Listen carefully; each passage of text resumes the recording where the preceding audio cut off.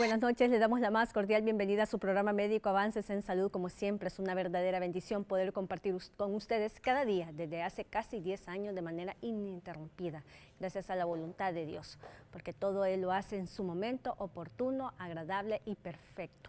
Todo tiene un propósito en la vida. Y para mí, estar con ustedes realmente, como les mencionaba, el interactuar, el hablar, el poder compartir con diferentes médicos especialistas cada día en diferentes especialidades médicas realmente me han ayudado mucho. Como profesional, como ser humano, me han ayudado a avanzar, me han enseñado a poder conocer de otras ramas y especialidades médicas a profundidad y algunas de manera más superficial, porque en la vida no tenemos por qué saberlo todo. Los médicos que siempre nos acompañan, casi siempre están dispuestos a poder venir y casi nunca tampoco nos dicen que no, a menos que tengan algún contratiempo o que tengan una cirugía, atender algún parto que ya nos ha pasado, pero en realidad siempre están comprometidos para sembrar esa semilla de educación en salud que tanto nos hace falta. Y pretendemos cada día que nosotros nos encontramos frente a su pantalla en poder interactuar, poder darle una guía, una orientación para que usted busque asistencia médica oportuna, para que usted no se quede en casa esperando a que algo pase. No le decimos específicamente busque centros privados, usted vaya donde tenga la posibilidad de asistir, pero que definitivamente el conocer cuáles son nuestras situaciones actuales con respecto a nuestra salud y enfermedad, a nuestras fortalezas y debilidades. En base a eso nosotros podemos informarnos y seguramente tendremos mejor calidad de vida.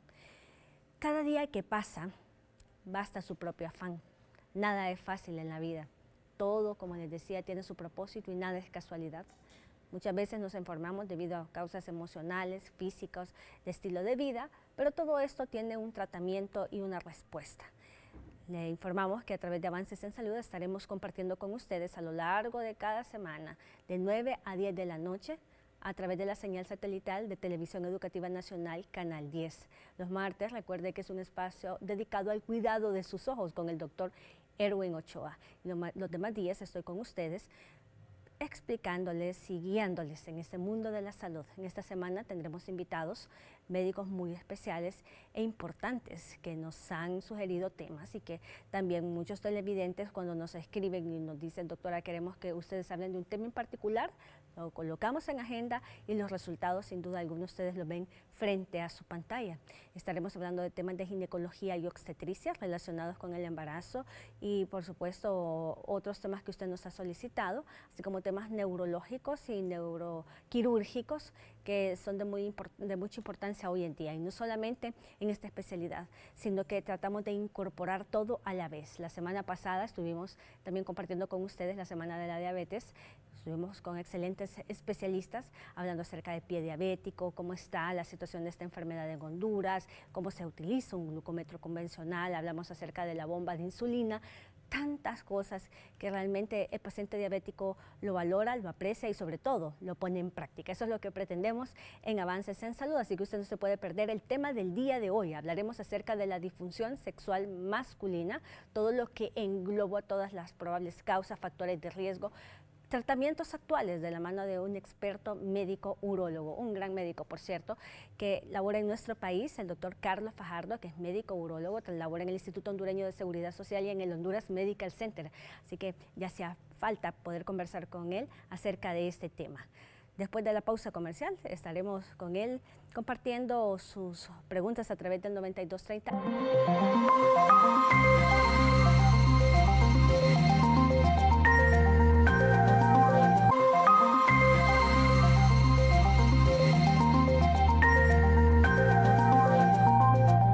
Continuamos con más información en Avances en Salud. Muchísimas gracias por su fiel sintonía. Ya se encuentra con nosotros el doctor Carlos Fajardo, médico urólogo del Instituto Hondureño de Seguridad Social y también del Honduras Medical Center. Estará compartiendo con nosotros el tema disfunción sexual masculina, un tema del cual hace muchos días no abordamos aquí en Avances en Salud. Yo creo que, por cierto, en este año creo que va a ser la primera vez, pero nunca está de más poder decirles a ustedes que realmente existen alternativas de tratamiento por parte de un profesional.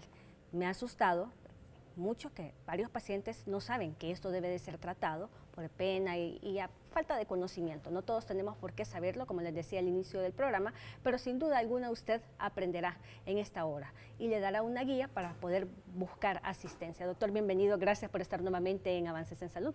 Gracias a usted, Ileana, y la verdad es que la felicito porque siempre está tocando temas de bastante interés del público, y siempre tiene usted esa masa de televidentes expectantes que siempre están pendientes de los temas que usted pues aborda todas las semanas.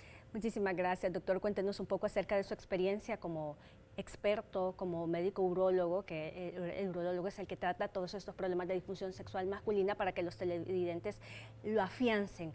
¿Cómo ha sido su experiencia a lo largo de estos años en esta especialidad al momento de poder tratar a cada uno de esos pacientes que lo buscan debido a este problema? Perfecto, yo creo que nosotros tenemos que hablar primero de dos premisas importantes. Uno, la disfunción sexual no es un problema de índole moral, sino que es un problema de índole de salud. La otra cosa es que las disfunciones sexuales generalmente no son una enfermedad, sino que son el síntoma de una enfermedad de base, ¿no? Son una especie de alarma que el cuerpo le da al individuo para que se percate de que existe un problema en su organismo. Por ejemplo, la disfunción eréctil no es más que una disfunción vascular que podría ser un signo de alarma que le esté avisando a nuestro paciente que hay un componente vascular involucrado. Muchos, de manera muy drástica, dicen una disfunción eréctil es una alarma, por ejemplo, de un infarto del miocardio. Pero lo que sí es claro es que definitivamente todas las disfunciones sexuales suelen ser síntomas de una enfermedad de base y son bastante bien frecuentes. ¿Qué es la disfunción sexual masculina, doctor? Ok, la disfunción sexual masculina es la alteración de cualquiera de las funciones sexuales, ya sea del deseo, ya sea de la erección, ya sea de la eyaculación o del periodo refractario. Las más conocidas son evidentemente las que están relacionadas con la erección y con la eyaculación. Y las disfunciones sexuales pueden ir desde los rangos extremos, como sería una disfunción eréctil, a un priapismo, que sería la incapacidad de tener una erección, a tener una erección por más de 2 horas dolorosa que no esté relacionado con una estimulación erógena. La eyaculación, por ejemplo, está la eyaculación precoz, que es la más común de todas las disfunciones sexuales, pero también está la eyaculación retardada. Y en relación a las demás disfunciones tenemos el deseo hipoactivo, el deseo hiperactivo, los periodos refractarios cortos o periodos refractarios altos. Pero definitivamente las más comunes son las que están relacionadas con la erección y con la eyaculación. ¿Qué tan frecuentes son hoy en día cada una de las fases de la disfunción sexual masculina? Bien, perfecto. Las más frecuentes, como les decía, son la eyaculación precoz y la disfunción eréctil. Con la diferencia en relación a la eyaculación precoz es que la eyaculación precoz se mantiene constante en relación a su prevalencia. ¿Qué significa esto? Que desde que tengo yo inicio de mi actividad sexual, la prevalencia de la disfunción de la eyaculación precoz se mantiene similar, es del 20%. 1 de cada 5 hombres lo padecen. En cambio, la disfunción eréctil, que es la incapacidad de tener una erección o de mantenerla, se va acrecentando con la adquisición de edad. O sea, vamos, entre más edad tengamos, más probabilidades tenemos de tener disfunción eréctil. Un paciente joven, 25 años, por ejemplo, tendrá poca prevalencia de disfunción eréctil en relación a un individuo que tenga más de 60 años de edad. La prevalencia aumenta. Por lo tanto, en general, la disfunción sexual más común sigue siendo la eyaculación precoz. En los adolescentes, doctor, donde muchas veces hay problemas no solamente el descubrimiento de su sexualidad, sino que también hoy en día sabemos que hay preferencias sexuales y todo lo demás, cómo esto afecta y si realmente desde esa edad se puede hacer un diagnóstico de disfunción en cualquiera de sus etapas. Claro, la eyaculación precoz es más frecuente en los pacientes jóvenes que la disfunción eréctil, eso está claro. Sin embargo, la disfunción eréctil también puede estar presente en los pacientes jóvenes. La disfunción eréctil puede ser de tipo psicógena o de tipo orgánica. La psicógena se presenta en pacientes menores de 30 años de edad, fíjese. El inicio suele ser súbito, estaba bien y un día no pude, pero el deseo sexual, el líbido, es normal y esas erecciones nocturnas y matutinas se mantienen constantes y normales.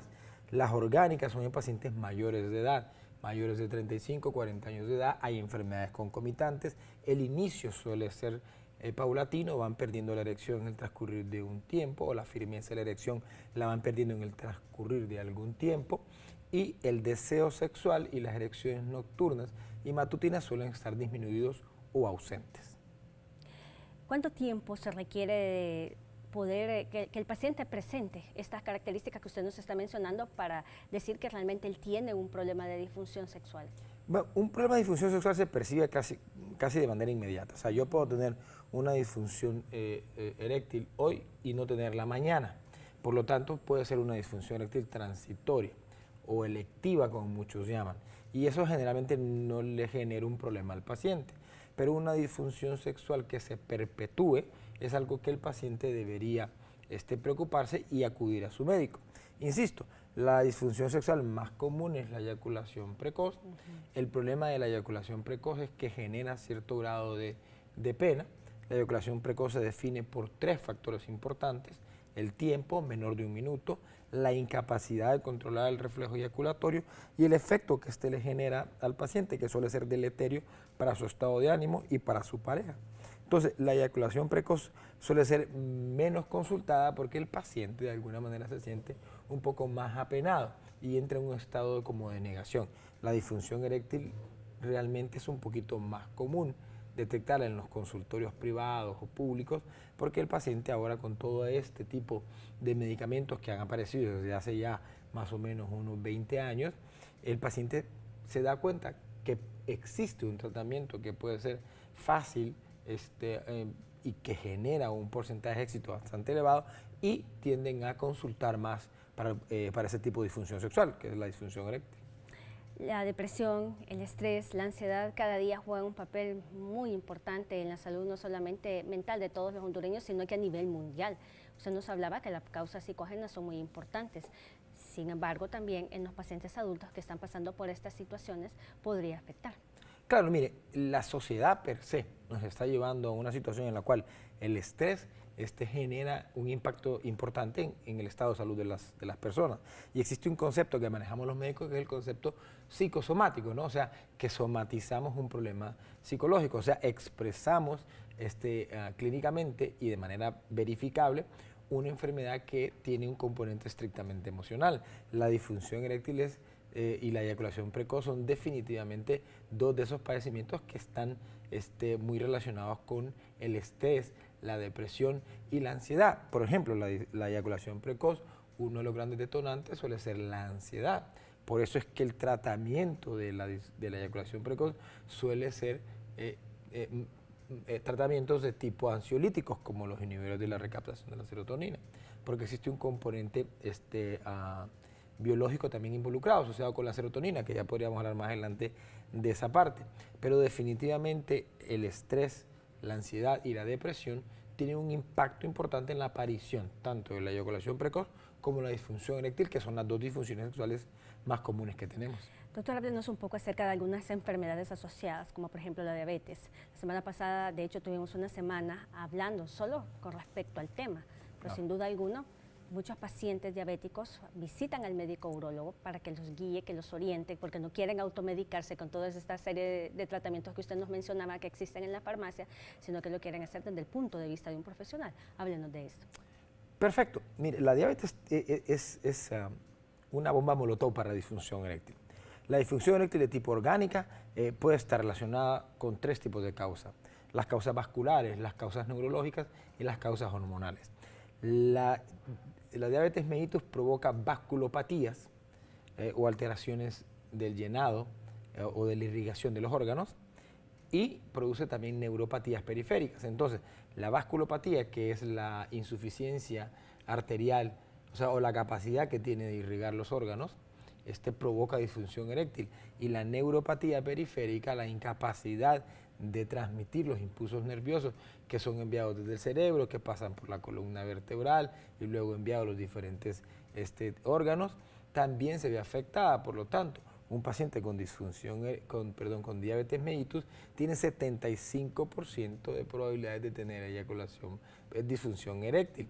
De hecho, nosotros entendemos ahora que los pacientes que tienen diabetes mellitus, 75% de ellos van a tener algún grado de disfunción eréctil.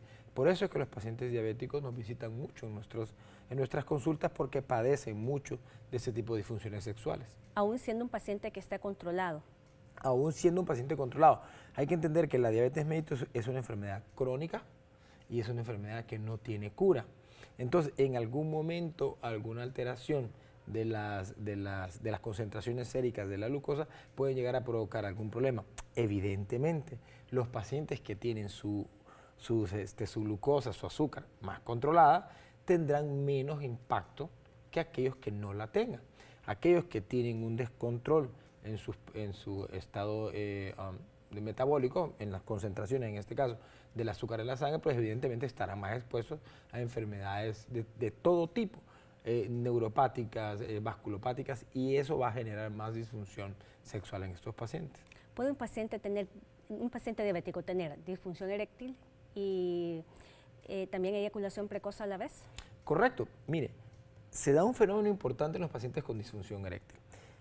La disfunción eréctil genera un grado elevado de ansiedad. Entonces, el paciente está tan ansioso por obtener una erección que cuando logra tener una erección lo suficientemente firme que le permita una relación sexual, o sea, que le permita la penetración, el paciente comienza de manera rápida su relación sexual, y esto genera un aumento de la ansiedad, y la ansiedad detona una eyaculación precoz porque disminuye las cantidades de serotonina en lo que nosotros conocemos como gap sináptico o los espacios presinápticos. Entonces, ¿qué ocurre? Un paciente con disfunción eréctil generalmente va a tener, o muy frecuentemente, va a tener una eyaculación precoz posterior. En este caso, estos pacientes deben ser manejados por disfunción eréctil de manera inicial y dejar un poco el tema de la eyaculación precoz, asumiendo que mejorarán una vez que nosotros mejoremos su estado eréctil.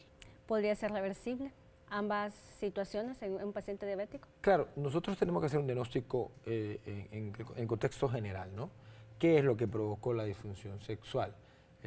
Si la disfunción sexual es producida ya sea por un aumento de los triglicéridos o del colesterol, por el tabaquismo, por la obesidad, por la diabetes, por el consumo del alcohol, las cosas que yo puedo modificar debería modificarlas para que de esa manera pudiésemos de alguna manera revertir el efecto que estos producen en nuestro organismo. Ese efecto puede ser una disfunción sexual, una disfunción eréctil, por ejemplo. Entonces, si nosotros revertimos la causa que lo genera, podríamos revertir la consecuencia, que en este caso sería la disfunción eréctil.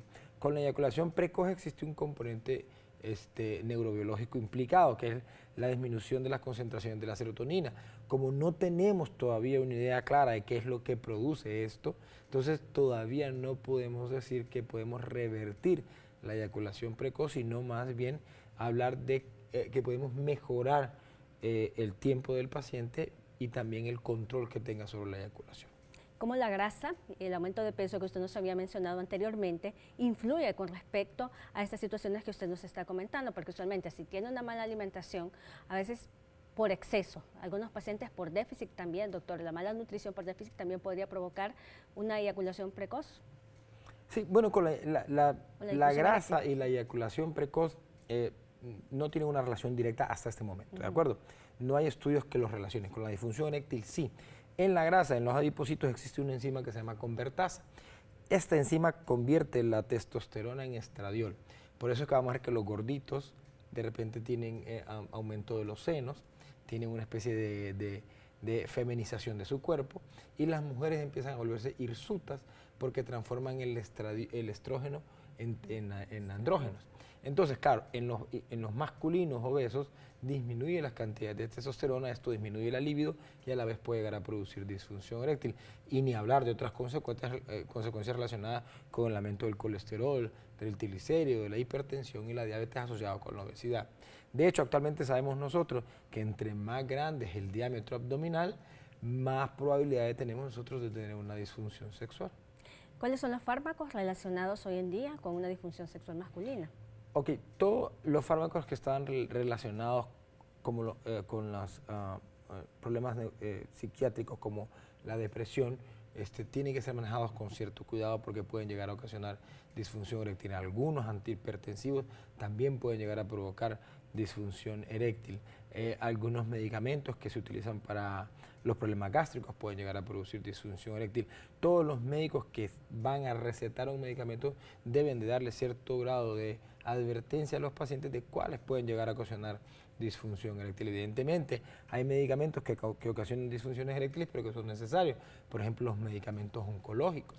El paciente debe tomarlos, aún así sabiendo de que esto van a llegar a provocar disfunciones de tipo sexual. Generalmente las disfunciones que producen los medicamentos suelen ser de tipo eréctil.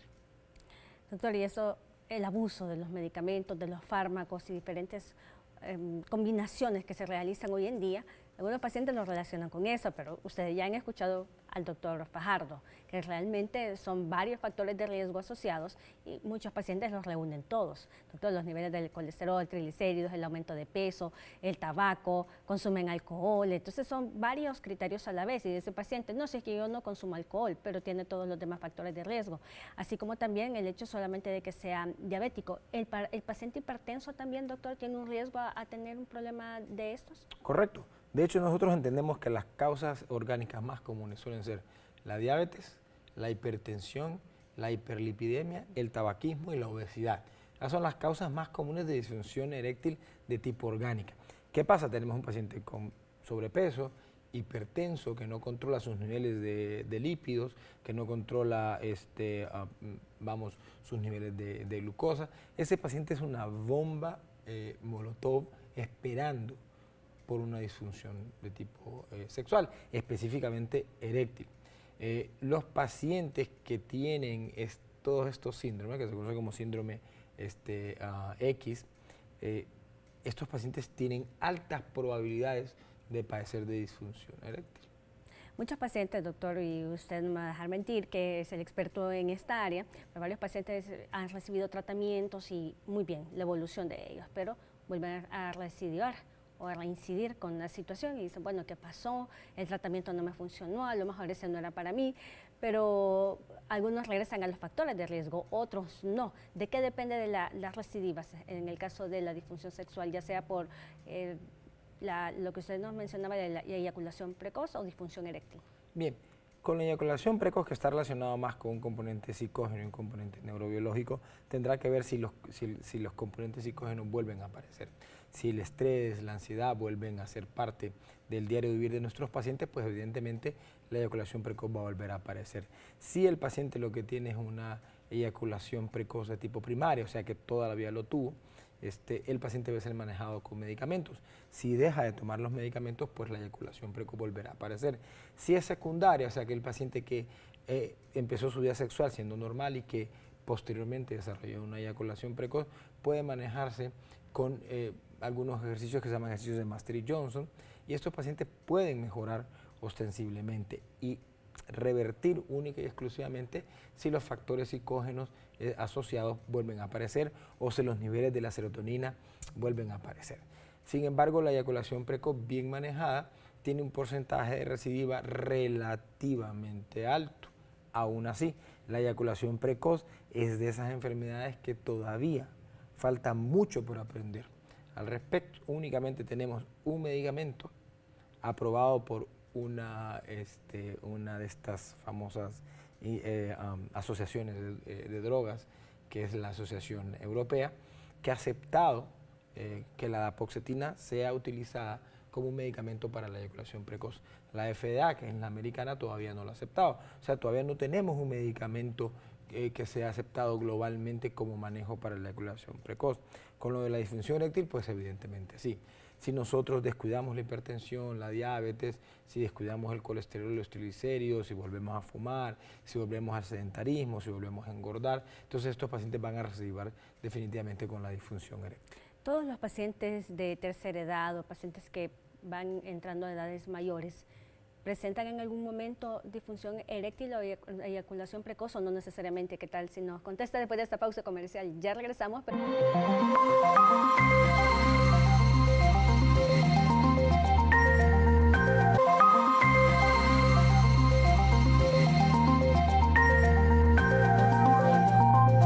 Quedamos pendientes antes de la pausa comercial de contestarle al doctor Fajardo con relación, bueno, más que todo, preguntarle al doctor Carlos Fajardo y contestarles a ustedes la pregunta que nos hacen a través del 9230. Una de ellas es con relación a los pacientes de tercera edad.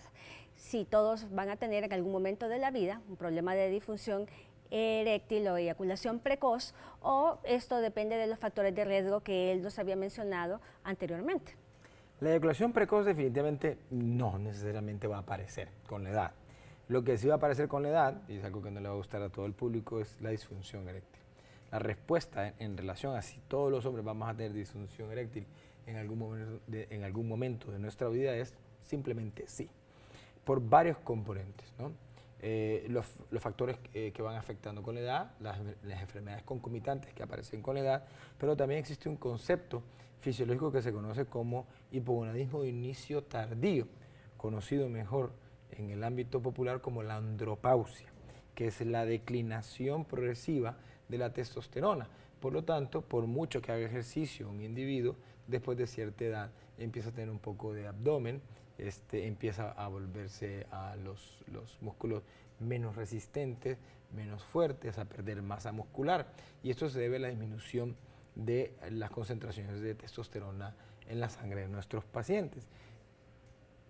Si la testosterona disminuye, evidentemente va a disminuir la capacidad que tengamos de funcionar como individuos en una relación íntima.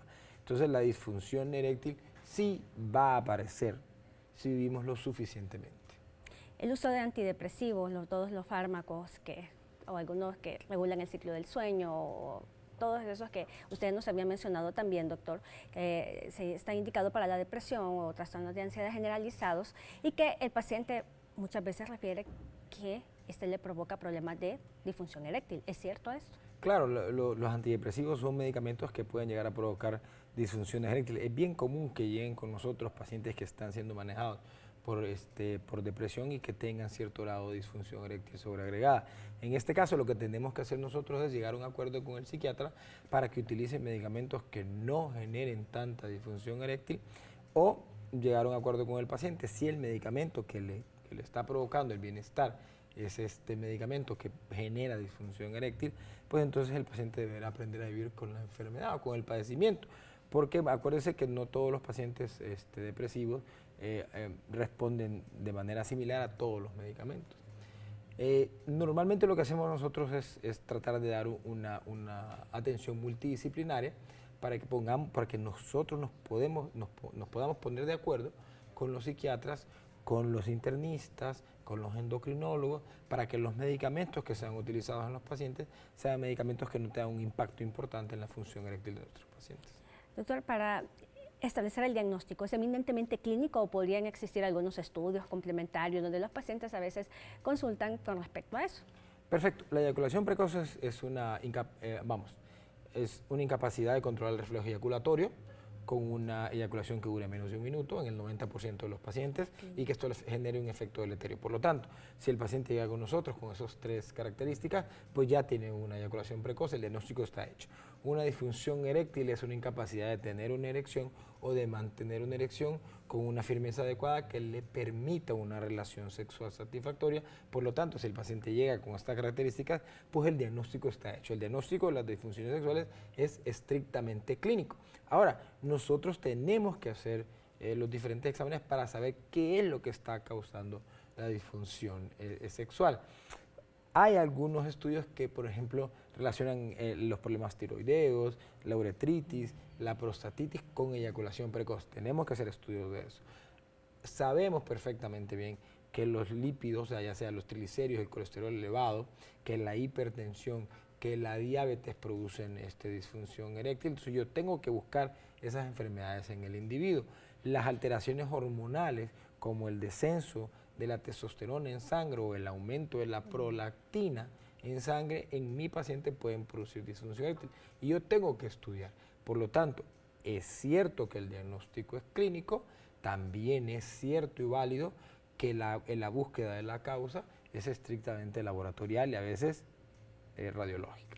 ¿A todo paciente es necesario realizarle un estudio hormonal que usted nos estaba mencionando, o usted seguía más que todo por la clínica? Es una muy buena pregunta, Iriana, porque la causa hormonal únicamente representa del 3 al 5% de todas las causales de disfunción eréctil. La cosa es que si no la busca no la voy a encontrar. Existe ahí una situación relacionada con el concepto económico, porque las pruebas hormonales son las más caras de todas las pruebas de laboratorio que se pueden mandar a pedir. Sin embargo, uno tiene que platicar con el paciente. Uno le dice, bueno, testosterona, prolactina, únicamente me servirán en el 5% de todos los pacientes, pero usted puede estar en el 5% de los pacientes. Entonces, a veces el paciente hace algún esfuerzo económico para hacerlo. Algunos consideran que no debería hacerse, relacionado precisamente por lo que acabo de decir, de que su incidencia es muy baja. Otros creen que debe ser parte inequívoca del arsenal de estudio de los pacientes. El tratamiento es individualizado de acuerdo al factor de riesgo o las causas que usted nos ha comentado, aunque nos comentaba también de que existen muy pocos tratamientos para tratar hoy en día uno de estos problemas. Perfecto. Con la eyaculación precoz el manejo es muy similar. Damos un medicamento que se llama Puxetina, que se utiliza 1 hora antes del acto sexual, y damos una especie de como biorretroalimentación que se llama ejercicio de Master-Johnson, que consta de 2 etapas.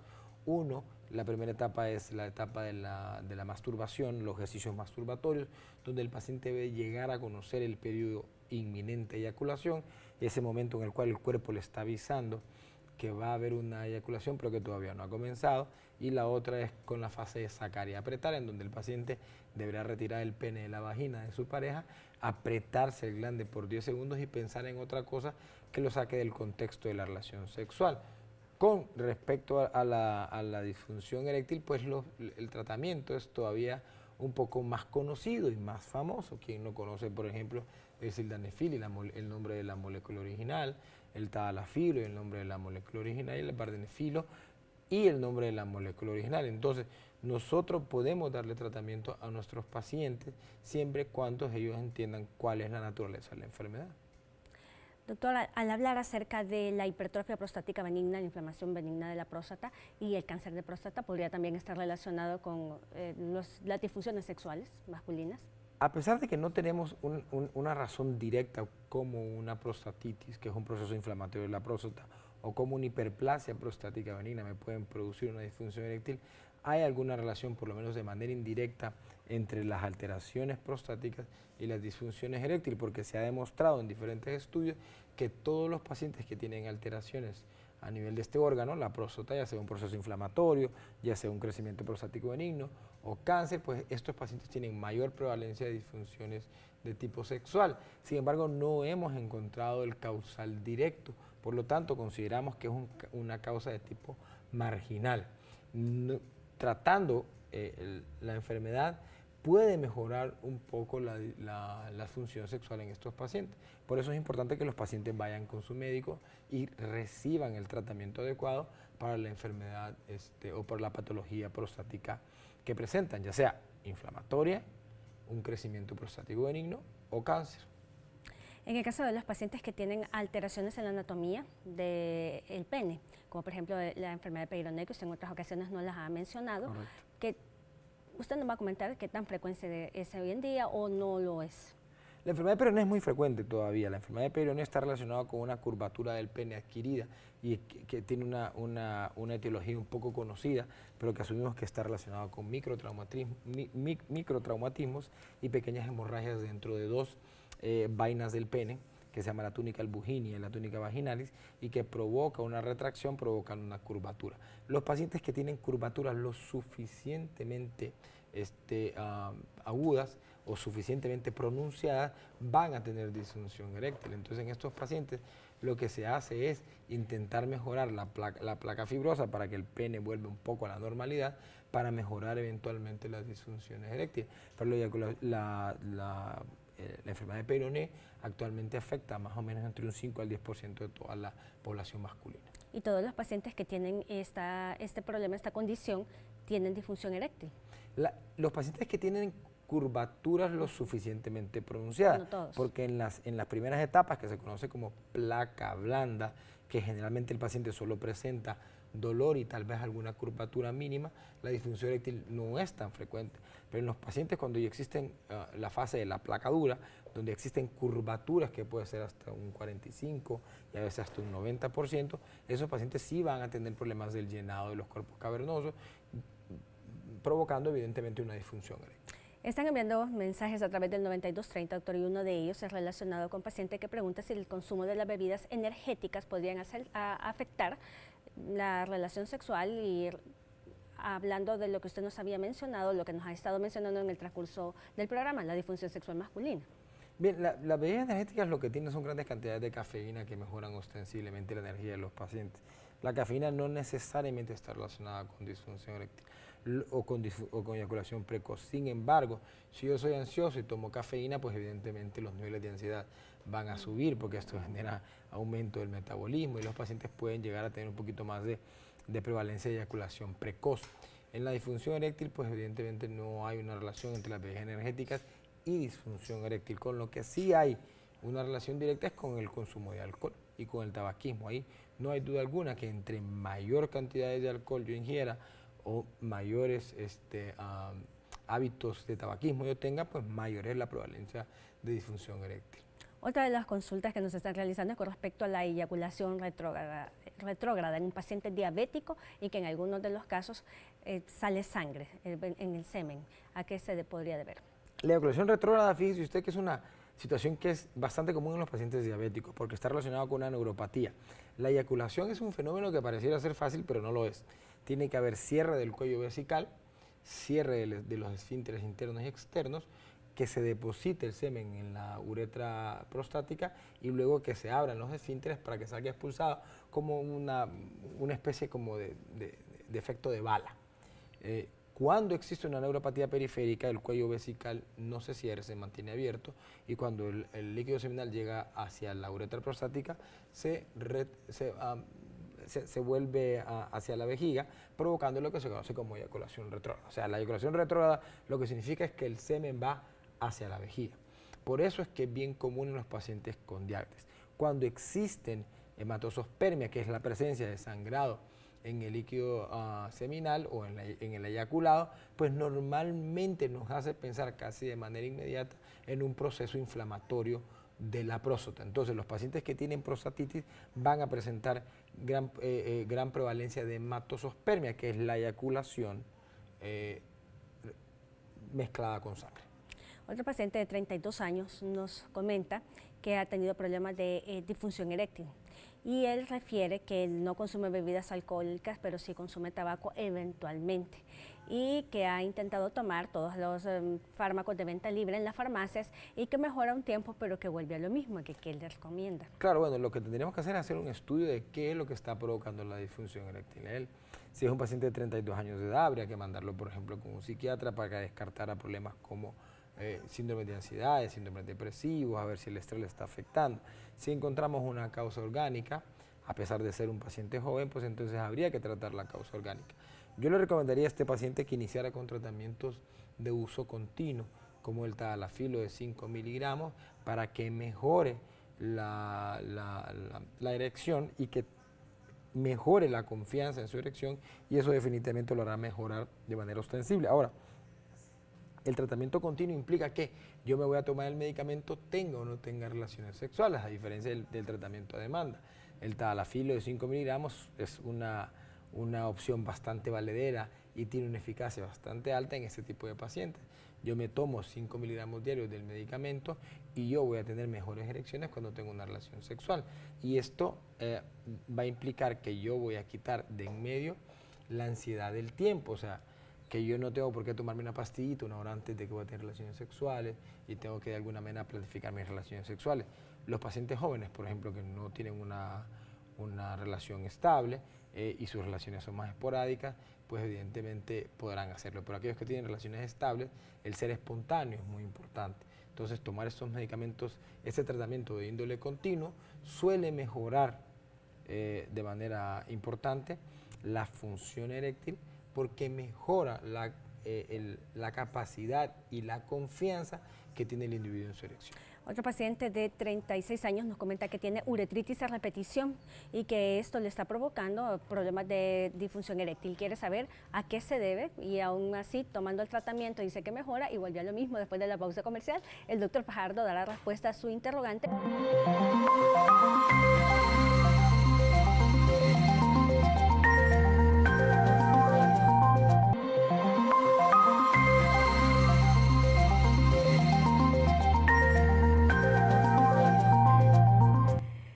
Seguimos dando respuesta a cada una de sus interrogantes que nos está enviando a través del 9230. Una de ellas, que quedó pendiente de la pausa comercial, era referente a un caballero de 36 años que nos comenta que tiene uretritis a repetición y que esto le provoca disfunción eréctil. Refiere que toma el tratamiento, él mejora, pero cuando le vuelve a dar la uretritis, vuelve a recaer. ¿Qué le recomienda el doctor?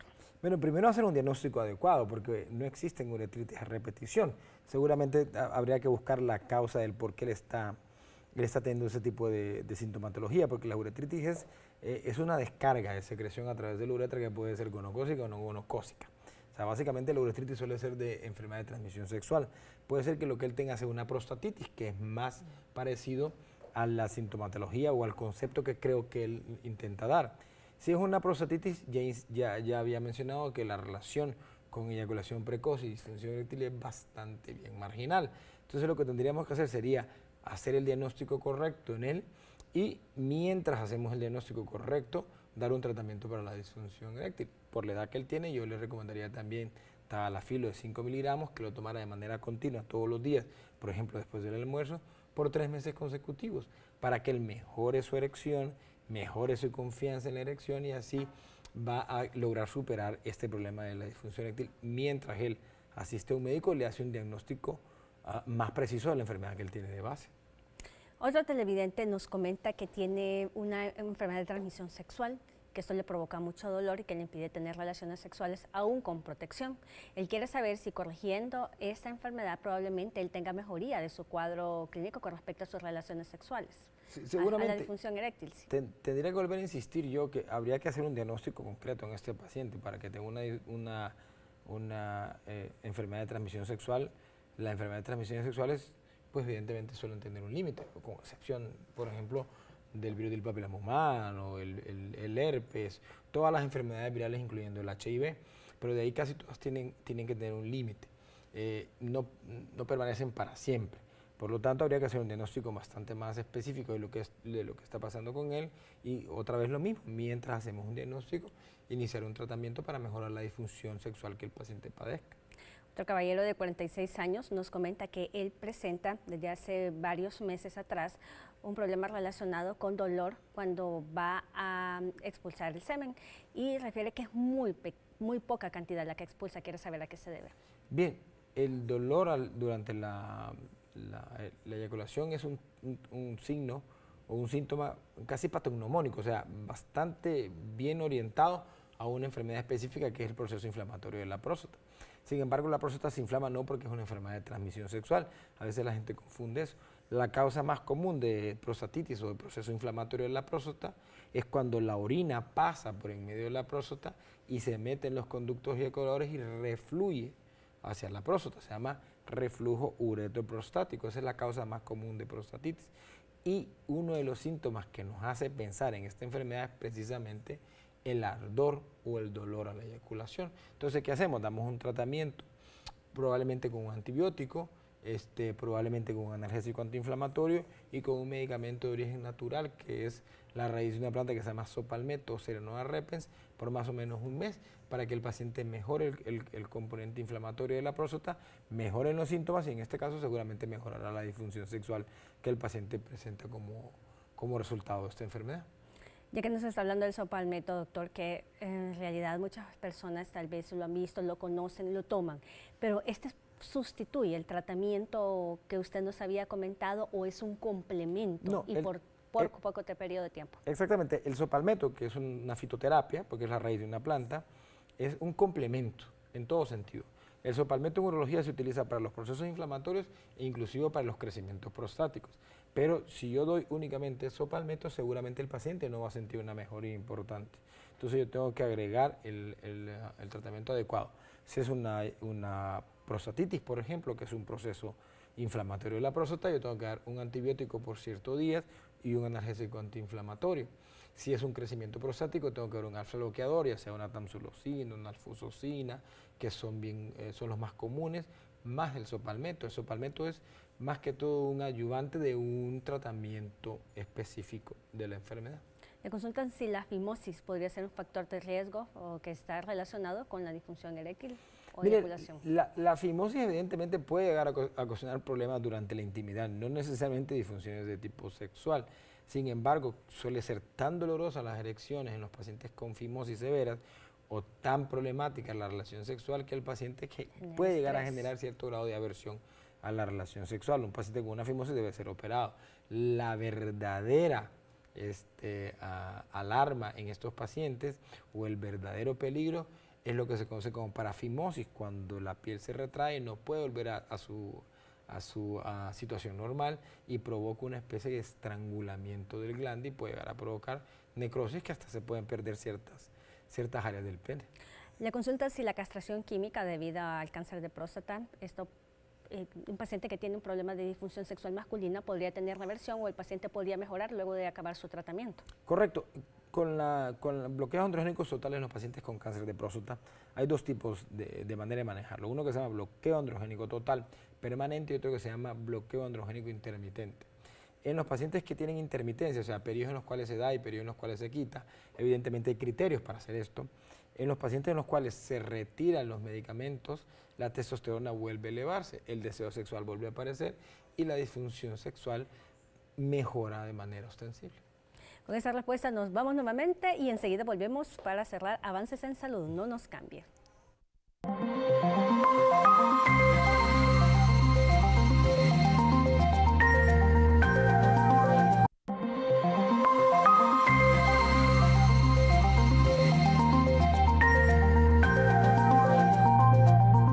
Estamos finalizando Avances en Salud. Muchísimas gracias por su fiel sintonía y también al doctor Carlos Fajardo, un excelente médico urólogo a quien le agradecemos y por supuesto lo esperamos en una próxima ocasión. Son varios los televidentes que han estado pendientes de este programa. Muchísimas gracias, doctor. Gracias a usted, Eliana. Y a todos ustedes que nos están sintonizando, también les agradecemos por su fiel sintonía de cada día y le agradecemos a todos ustedes por haber estado en sintonía de Canal 10. Buenas noches.